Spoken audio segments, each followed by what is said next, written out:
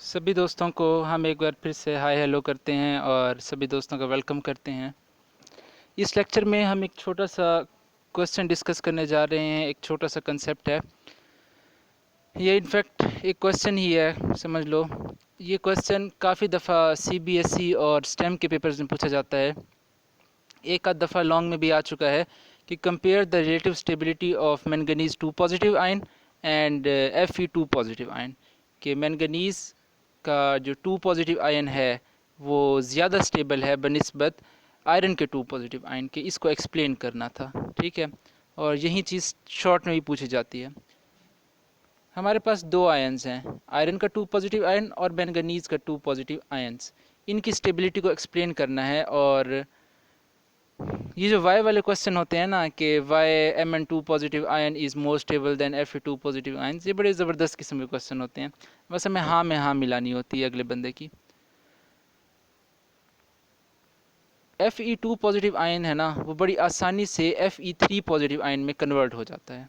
बहुत आसानी से Fe2 positive ion Fe3 positive ion में कन्वर्ट हो जाता है। इसीलिए हम कहते हैं कि Fe2 पॉजिटिव आयन थोड़ा अनस्टेबल है।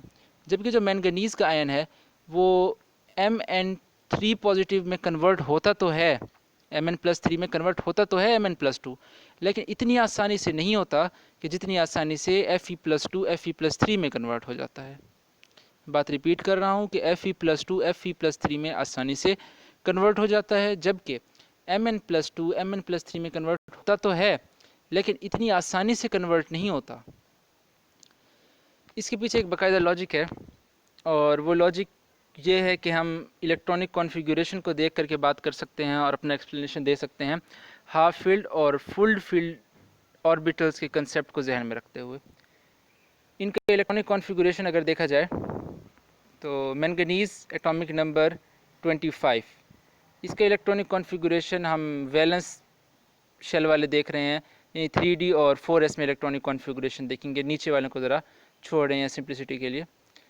तो इसका 3D 5 और 4s 2 इलेक्ट्रॉनिक कॉन्फ़िगरेशन होता है। हम जानते हैं कि 4s में इलेक्ट्रॉन पहले भरा जाता है और 3D में इलेक्ट्रॉन बाद में भरा जाता है। यहाँ पर हमने 3D को पहले लिखा है और 4s को बाद में लिखा है। ये इसलिए लिखा है क्योंकि हम जानते हैं कि जब इलेक्ट्रॉन निकलता है तो पहले 4s से इलेक्ट्रॉन निकलता है, फिर 3D से इलेक्ट्रॉन निकलता है। वरना हम बाकायदा इलेक्ट्रॉनिक कॉन्फ़िगरेशन करते हुए 4s को पहले लिखते हैं और 3D को बाद में लिखते हैं, करेक्ट। इसी तरह से आयरन है 26 एटॉमिक नंबर, इसकी इलेक्ट्रॉनिक कॉन्फ़िगरेशन है 3D6 और 4s2। अगर हम आयरन +2 बनाएं, अगर आयरन +2 बनाएं यानी 4s में से 2 इलेक्ट्रॉन्स निकाल दो, तो पीछे क्या बचेगा?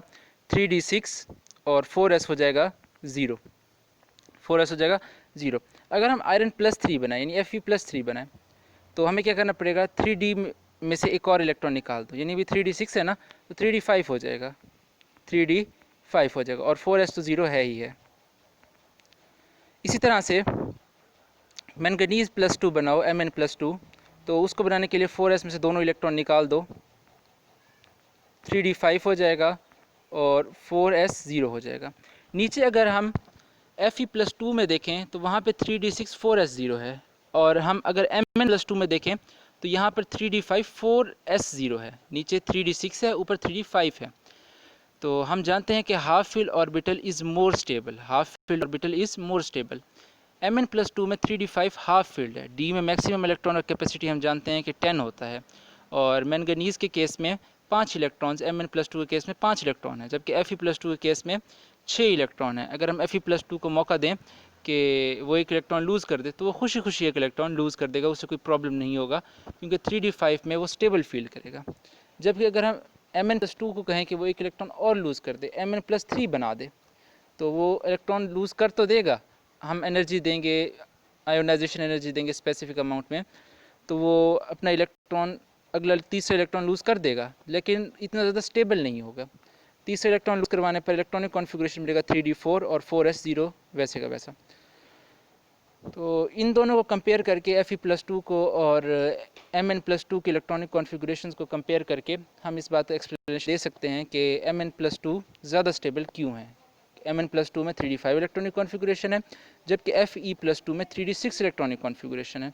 तो Fe+2 चाहेगा कि वो 3 में कन्वर्ट हो जाए। तो हाफ फिल्ड और फुल फिल्ड का जो कंसेप्ट है, इसको यूटिलाइज़ करते हुए, इसका इस्तेमाल करते हुए हम अपने क्वेश्चन का आंसर प्रॉपर तरीके से दे सकते हैं। तो इसी के साथ साथ हमारा ये लेक्चर ख़त्म हुआ। फिर मिलते हैं अगले क्लास में।